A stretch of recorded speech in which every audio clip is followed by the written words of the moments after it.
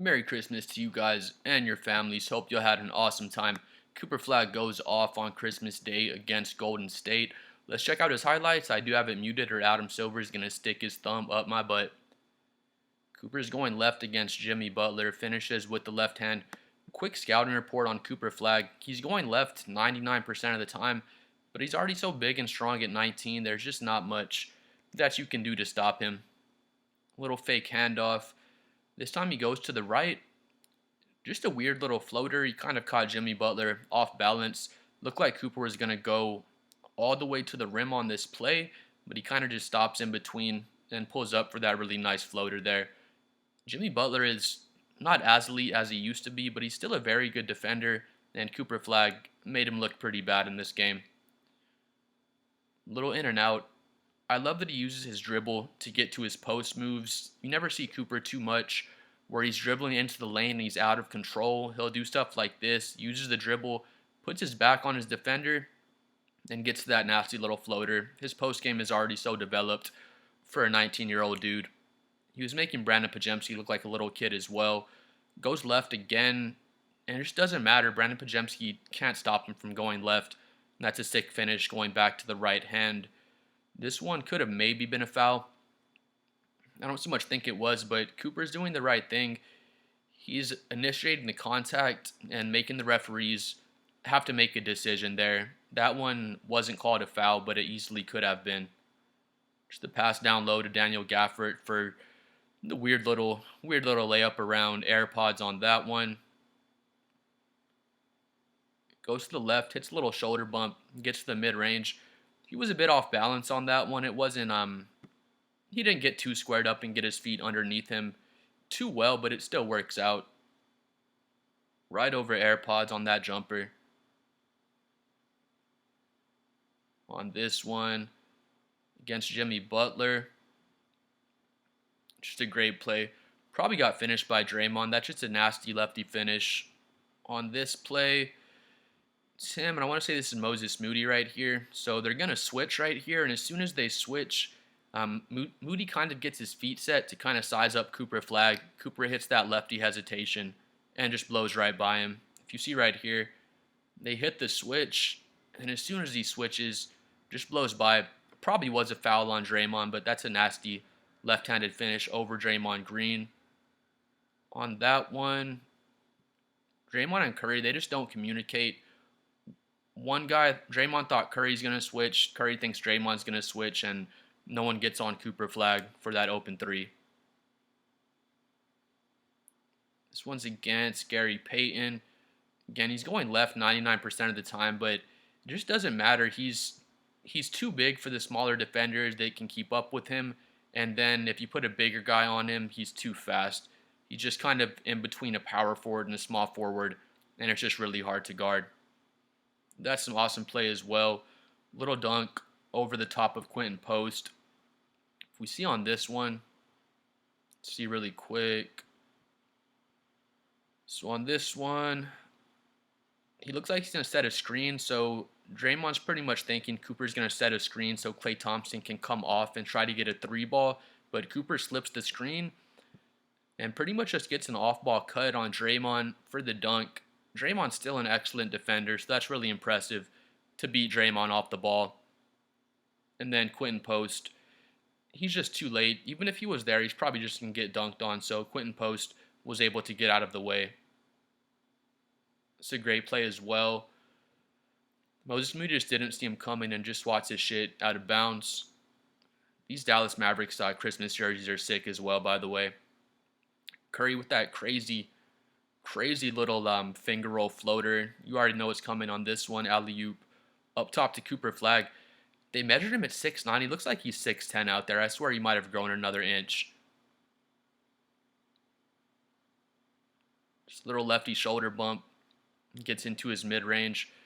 That's a tough shot. He likes to go left more so he can get that right. So he can bump with the right shoulder, kind of like SGA. But on this one, hits the lefty shoulder bump. And the jumper looks really clean right there.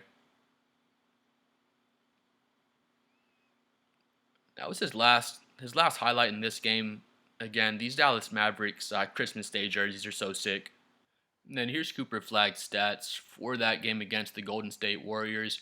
He just goes off. He's already an amazing player, but he has the 27 points, 5 assists, and 6 rebounds. He already does it all. When he came out, this is what a lot of people were saying about him. I still kind of feel the same way about Cooper. He's not really elite at anything in his game. He's just very good across the whole board, and you can already say I don't think you can call him an elite scorer quite yet. He doesn't have his whole bag rounded out yet. He's still pretty bad at the three ball. We'll check out his season stats in a second, but I think he's 30%. It's actually right down here. He's 27% from the 3-point line, so it's just not good yet, but even without the three ball, he's already putting up spectacular numbers. But again, 27, 5 assists, 6 rebounds. One of the most impressive things is only the 1 turnover. Cooper Flagg's already on the scouting report. When you're playing the Mavericks, Anthony Davis got injured like halfway through this game, but Anthony Davis is number 1 on your scouting report, and AD's been missing a lot of time, so teams come out, and the scouting report is all about Cooper Flagg, all about stopping Cooper. They know he's going left. It's definitely in the scouting report. I've seen it a million times. You guys see it. He's going left like 90% of the time. I'm sure the coaches are telling the defenders, hey, Cooper's going to go left, and he still does it. It just doesn't matter. He's just too strong.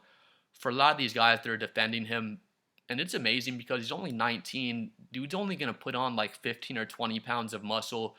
And it sounds crazy to say, but by the time he's 21, 22, that's like 2-3 years from now, and he's just gonna be so amazing. But he's 0 for 2 from the free throw line. He probably should have had more than 2 free throw attempts. He doesn't get a lot of respect from the referees quite yet, and that's just the rookie treatment. It is what it is. He'll get more calls as time goes on. He is 1 for 3 from 3 in this game.